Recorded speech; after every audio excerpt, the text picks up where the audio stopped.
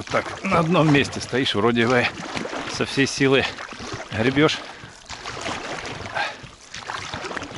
а не продвигаешься.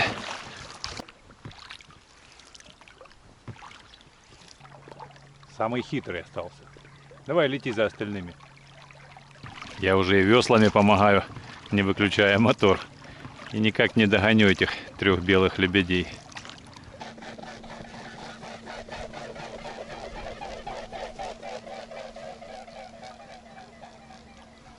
Друзья, всем привет! Меня зовут Алексей, вы на канале Календарь Рыболова. Сегодня снова выбрался на рыбалку, так сказать, взять реванш у зубастой, так как в прошлый раз не поймал ни единой рыбки, не увидел ни одной поклевки. Если честно, в последнее время рыбалка у меня как-то вышла на второй план. Я начал анализировать, как так получилось, почему хобби, так сказать, всей моей жизни, я с детства люблю рыбалку, и как-то она уже не приносит того удовольствия, как раньше. Подумал и, наверное, понял, что, скорее всего, это потому, что раньше я приносил добычу, так сказать, пойманную рыбу, и там чем крупнее, чем больше улов, тем больше, наверное, гордился. Мне было приятно отдать эту рыбу там, родителям, жене, там, детям, кому угодно, соседям. То есть был, как бы повод для радости, приятно было кого-то угостить. А сейчас, когда я самостоятельно, рыбу я практически не ем, к сожалению, не очень я ее люблю, но нужно себя, так сказать, приучить, потому как очень она полезная. Помимо рыбалки, у меня есть еще одно полезное дело. Я беру с собой электрическую аккумуляторную пилу, чтобы заготовить немного дровишек. У меня есть дома газ, и я вполне могу отапливаться им. Но как-то тоже, вот, наверное, с самого детства у меня вот такой вот интерес к альтернативным источникам питания, к автономии какой-то. Я тоже начал анализировать, почему так, почему мне это так нравится. И, наверное, это как-то связано с тем, что моего прадеда, у которого было хозяйство, мельница, там, скотина, и причем не было наемных рабочих, были только большая семья, у него было, по-моему, 12 детей. Вот, и они все трудились сами на себя, собственно.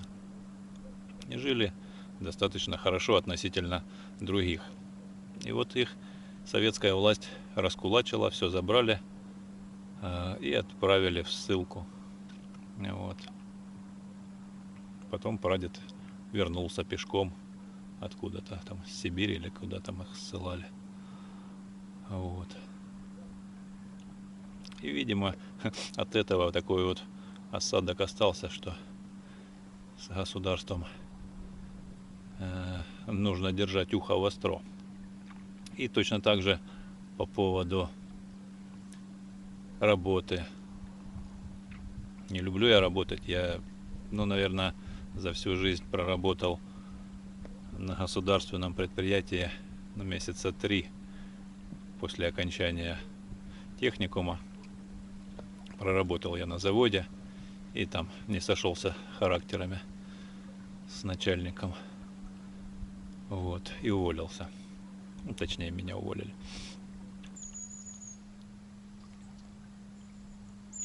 По поводу работы на государство есть у меня свои мысли. Я думаю, что 98-99% людей работают исключительно за еду и крышу над головой. То есть за электричество, за тепло, за воду, за все то, что и так принадлежит нам, народу. Мы за это все работаем на государство. Вот. И не надо говорить, что да вот, я купил там тачку крутую и там раз в год езжу на моря. Если вам хочется видеть море, купаться в море, так вы можете ехать туда и жить там, где вам нравится, то, что вам нравится делать. А мы тратим всю жизнь, работая на 1%, который ни в чем себе не отказывает, потом выходим на пенсию, когда уже нет ни здоровья, ни желания что-то увидеть интересное, попутешествовать, чему-то научиться. Так что примерно так я вижу эту ситуацию. Если кто-то хочет подискутировать, пишите в комментариях, и на следующей рыбалке я могу ответить на ваши вопросы. Я, кстати, подумал, что было бы неплохо сделать вот в пути на рыбалку. Я еду довольно продолжительное время, и запросто можно отвечать на вопросы, которые наберут, например, там больше всего лайков, самые будут интересные. И по пути я вполне себе могу обсудить с вами любые темы той же землянки, греночурки. Вот, стараюсь, если честно, политику не обсуждать, и не люблю я это дело, но так вот, такой порыв сегодня произошел. Немножечко я рассказал, как я об этом думаю. Вот. А насчет рыбалки, очень хочется сегодня поймать хотя бы одну щучку, потому что я как-то неудобно себя чувствую. Рыболов, канал Календарь Рыболова, а рыбы в кадре уже давненько не было. Вот. Хотя, если честно, сегодня погодка такая намного хуже, чем была в прошлый раз. В прошлый раз так было пасмурно, дождик накрапывал, в общем, такая щучья погода была. А сегодня такое солнышко. Посмотрим, что получится. Надеюсь, не опозорюсь сегодня. Вот. А вы напишите, интересна ли вам идея по поводу вот таких вот видосиков с обсуждением комментариев. Кстати, я несколько вопросов в комментариях готов сегодня тоже обсудить. Возможно, на обратном пути. Сейчас я уже подхожу к месту рыбалки. Пока такие, скажем, часы, в которые перспективные, в которые есть возможность поймать щучку, я порыбачу.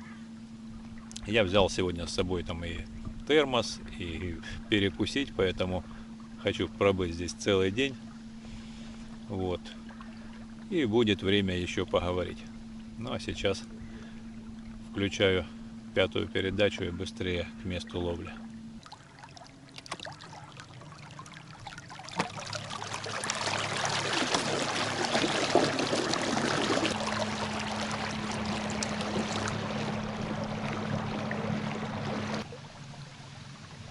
Вот, бакланы на месте. Сейчас будет взлет. И уточки здесь.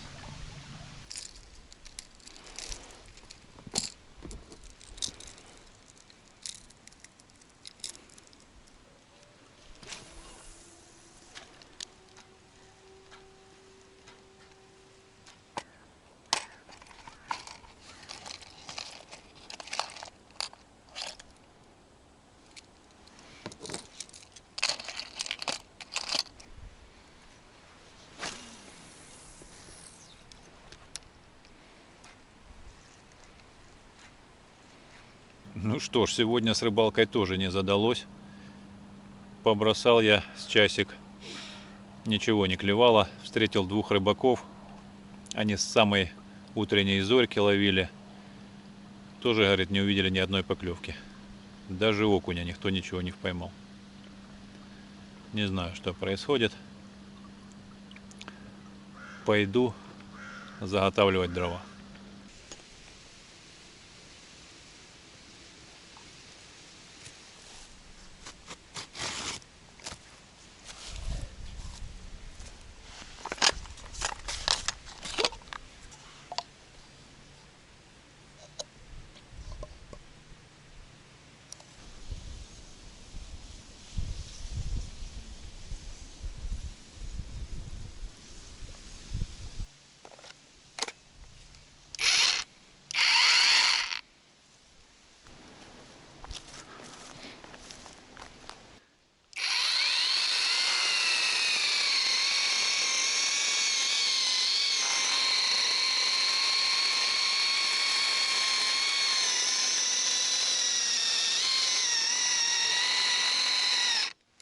Я нашел удобный выход на берег с лодки, но немного далековато до поваленных сухих деревьев. Нет, так-то они вроде как совсем рядом, но нести бревнышки метров 200 придется. Я привык, что там в заливе буквально вышел и сразу поваленные бревна. Там даже несколько бревен можно было, не выходя из лодки, прямо с воды нарезать, в принципе.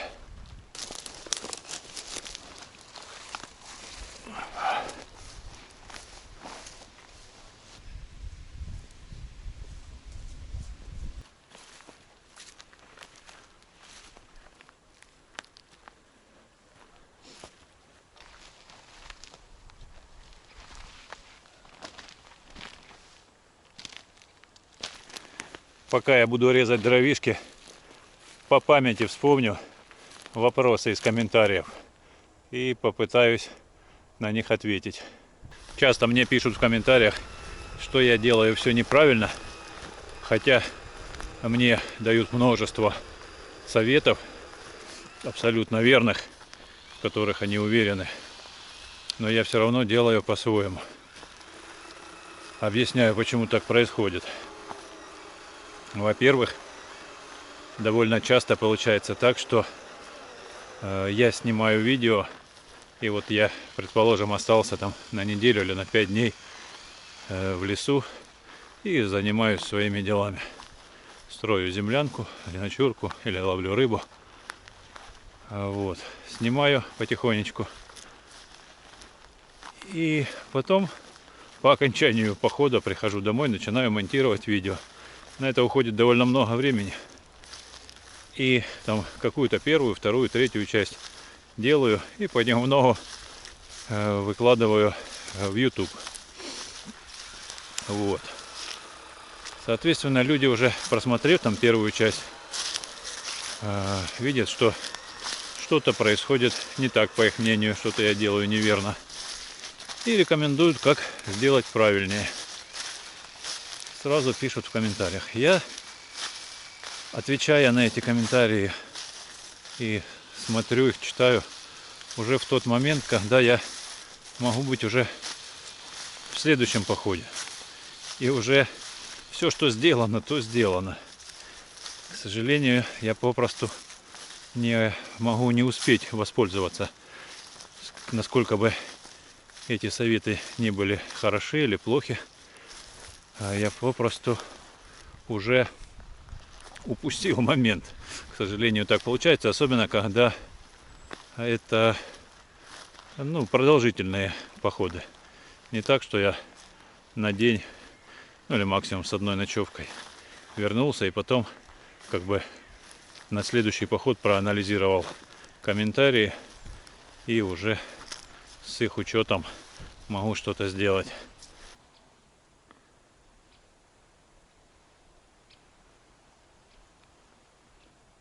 А еще, почему я не могу воспользоваться вашими советами и рекомендациями? Потому что комментариев очень много. Это, конечно же, хорошо. Спасибо вам огромное за то, что поддерживаете меня, советуете, как сделать правильнее. Но поймите, что каждый из вас считает, что именно его совет самый верный. И нужно делать исключительно так. Вот. А так как вас много, я же не могу сделать по всем советам. Ну вы поняли, они все разные. Вот. И я стараюсь выбрать оптимальный. Ну и в принципе-то у меня и своя голова есть на плечах. Но я в любом случае анализирую комментарии и выбираю оптимальный способ решения данной задачи.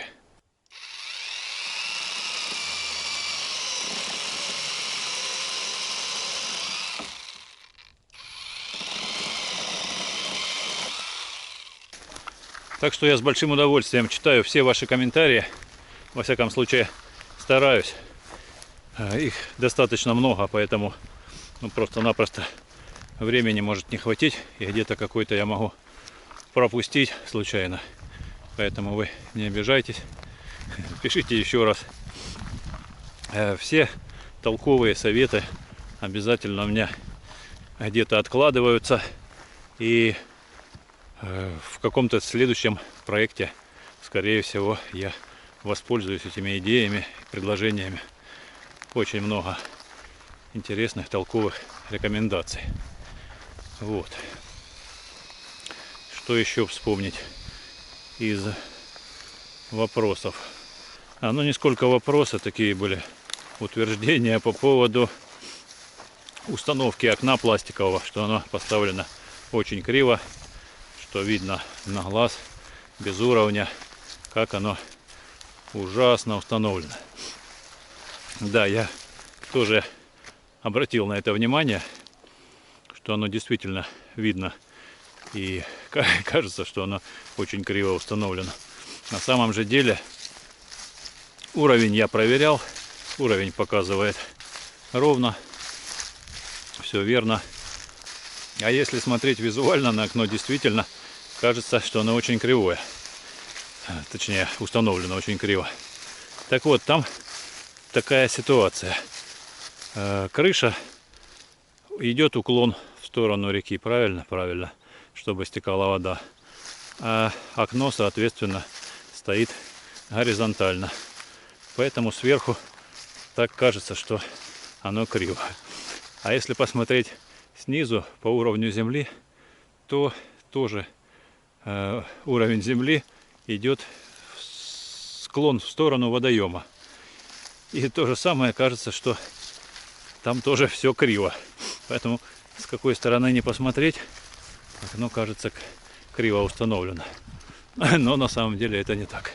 Поверьте, проверял несколько раз. Так, ну что еще рассказать? Так сразу и не вспомнишь. Я вот хочу вас попросить, вы, если прочитали в комментариях какой-то интересный вопрос, и вас тоже он интересует, например, вы поставьте класс или напишите туда же к нему плюсик, что присоединяюсь. Как-то покажите, что этот вопрос вам интересен. И эти комментарии, они сами по себе ютубом будут продвинуты вверх. Как, активные или как они там, наиболее популярные. Вот. И мне будет намного проще их найти, потому что вы сами понимаете, порой там и 1000 комментариев бывает. 400, 500, а говорю, бывает и больше 1000. Поэтому все это перелопатить и найти занимает огромное количество времени. Вот. А так они будут прямо в топе вверху. Чем больше лайков, тем комментарий выше. И я сразу просмотрю и выберу, на которые ответить. Вот такие вот дела. Так, что еще вы спрашивали? Не сколько спрашивали, а советовали по поводу фундамента. Вот этого фундамента из бревен, из двух параллельно уложенных бревен, что они ничем не обработаны и быстро сгниют. Я бы согласился, если бы, во-первых, это была хвойная порода какая-то. Во-вторых, если бы это какое-то было другое место, типа низина какая-то. В общем, там очень необычный грунт. Он очень легко впитывает воду. Он как дренаж. Проходит дождь, и вода просто моментально уходит, впитывается и уходит в реку. Я когда пытался вырастить там огурцы, и я их, поливал, конечно же. И вот набирал эту бутыль 5-литровую или 7-литровую и выливал под один кустик. И она просто, не останавливаясь, уходила туда, ни на секунду не задерживаясь на поверхности. Вот так вот впитывается. Дома там в огороде вылил литр воды, и он долго впитывается. Вот. С чем это связано, не знаю, но догадываюсь, что за многие там десятилетия, столетия от листьев, там, от веточек всяких получалось. Они перегнивали, и за счет этого такой получался, ну, грунт, как сказать, вот как продается в магазинах специальный грунт там для цветов, для рассады и так далее. Он уже как раз на этом перегное и сделан. И вот этот вот перегной, он такой, как там могут какие-то мелкие щепочки быть, веточки не до конца перегнившие. И он, получается, не слипается, как чернозем или глина, а он такой пушистый, ну, слова не подберу. Вот, в общем, легко проливается туда вода. Поэтому я так растянул, конечно, начинали за фундамент. Поэтому, собственно, дубовые бревна, которые лежат под открытым небом десятки лет, если не сотни, и не гниют. То же самое будет и с нашим фундаментом, потому как под ним нет никакого болота. Хорошо, что я там не положил это на глину, потому что глина бы стала своего рода таким замком, гидроизоляцией, и тогда бы вода не уходила так быстро. Вот. Кроме того, по периметру будет везде крыша выходить на какое-то расстояние, где-то метра на 1,5, там где будет дровник, какой-то навесик. Там где вход, наверняка будет какой-то большой навес, такой как верандочка, летняя кухня такая. Вот. В общем, со всех сторон будет крыша достаточно далеко отходить от стены, чтобы осадки не попадали прямо под фундамент. Поэтому он будет, скорее всего, постоянно сухой, и ничего с ним не произойдет. И хватит не только на наш век, но и на следующее поколение. Может быть, вы помните, на прошлой рыбалке, когда я тоже заготавливал дровишки, моя пила барахлила.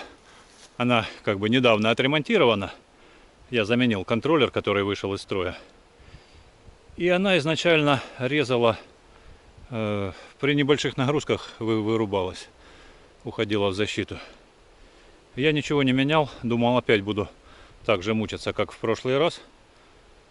И она действительно изначально немного повыключалась, а сейчас начала нормально работать. Не знаю, как это произошло, но факт есть факт. Сейчас пилит достаточно неплохо. Вспомнил еще, часто интересуются, как поживают мои домашние питомцы. Ну, Карлоса вы видите регулярно, а вот Найк и Тёма не часто попадают в кадр. Тимофей сейчас вообще ушел. Они сильно с Найком поругались. Буквально месяц они каждый день бились, ну не на жизнь, а на смерть. Все ну, просто друг друга разрывали. Шерсть кругом летит, все вечно опухшие. Там кровь, там это, ну, дерут друг друга. Не знаю, что они не поделили, что случилось. Короче говоря, я им уже начал еду давать отдельно в разных углах, чтобы они там меньше пересекались. Но в итоге все равно Найк, получается, взял верх и просто не пускал Тему. Как только он, ну, Тема уже не заходил во двор, потому что, ну, была бы опять вот эта вот драка, и опять бы летели клочки по закоулочкам. Вот. И в итоге Тема ушел, не знаю, куда ушел. Надеюсь, с ним все в порядке. Может быть, он куда-то к соседям прибился.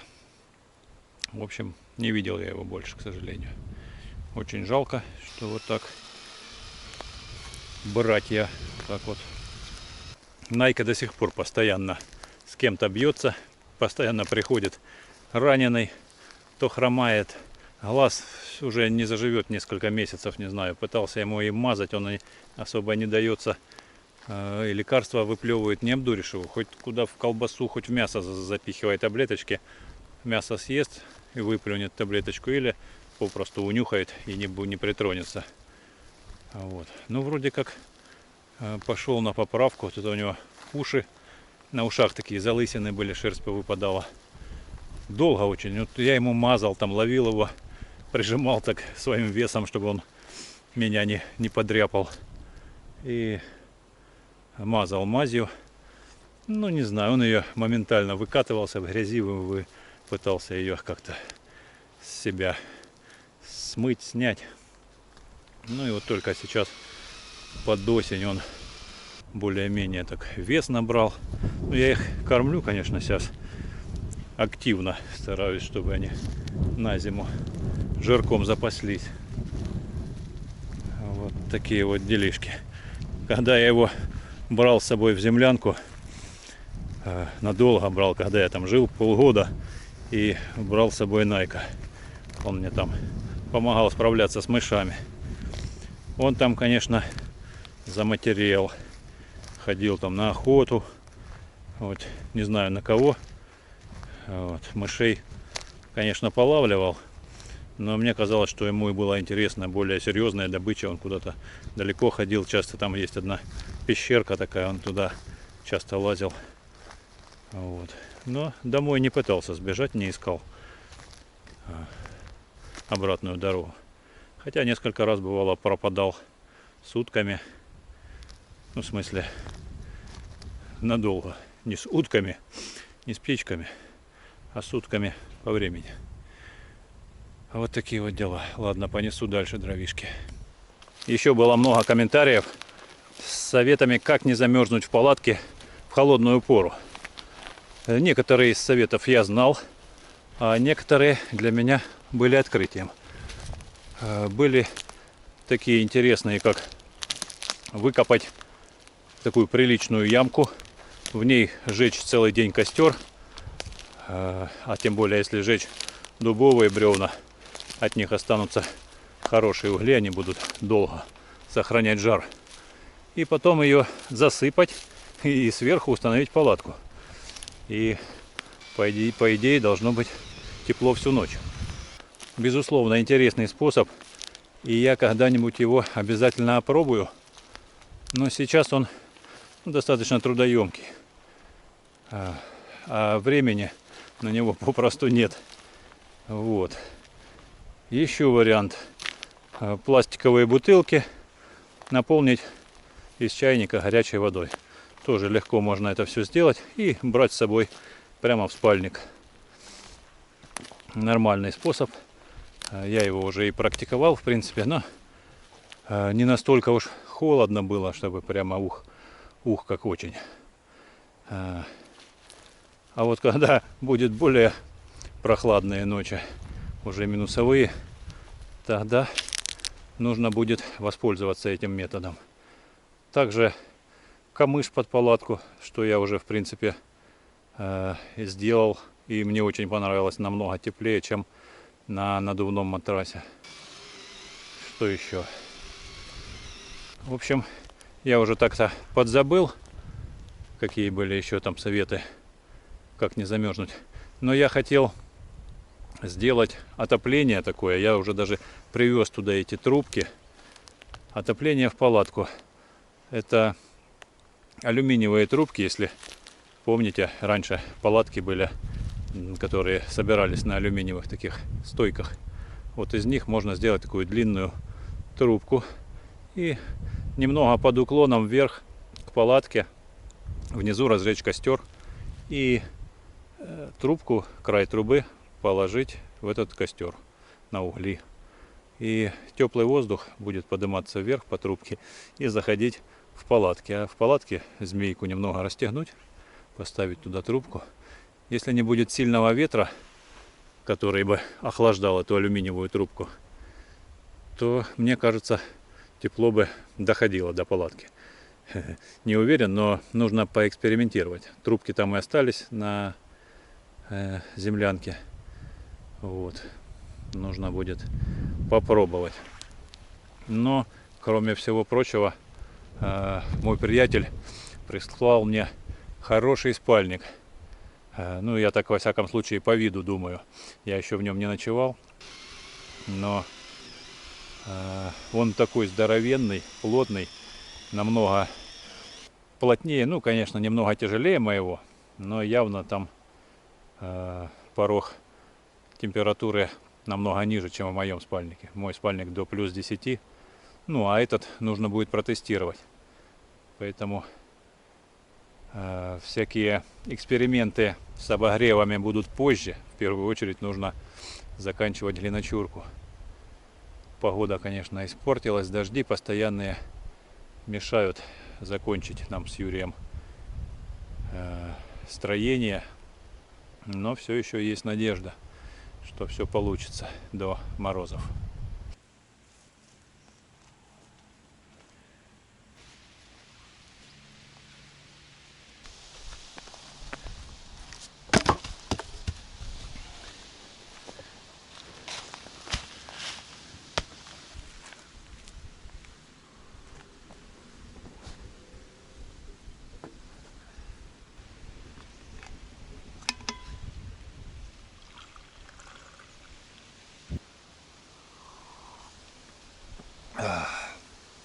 Пью молоко с цикорием, горяченькое. И вкусно, и полезно. Не понимаю, что происходит с рыбалкой. Вообще клевать не хочет. Наверное, дрова пока грузить не буду. Пройдусь еще разочек по перспективным точкам. Может быть, под вечер начнет клевать. А потом уже подплыву, загружу в лодку дрова.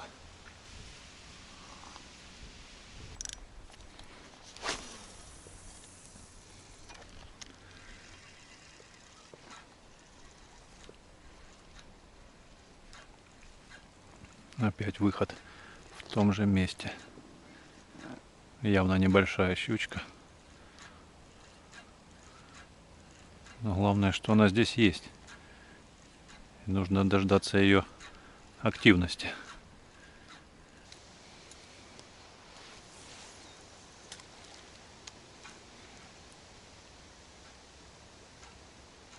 Я даже и не знаю, что сказать. Ни единой поклевки, снова не ушел от 0. Причем в прошлый раз можно сказать, что я не упирался особо. А сейчас проловил целый день. Менял приманки, менял места. Нет, ни одной поклевочки. Сейчас сделаю так называемый круг почета. Пройдусь по над самым камышом и посмотрю, есть ли щука в камыше. Она будет пугаться и выходить, явно покажет себя.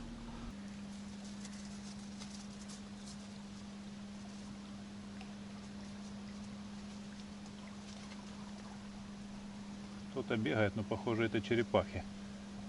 Ну что, щука в камыше замечена не было. Да и малька очень мало.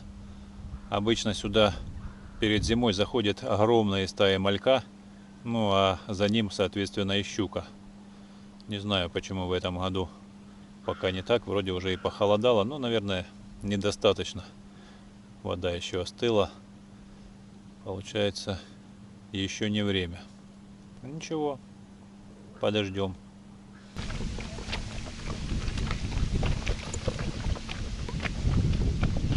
Так, а вот и мои дровишки.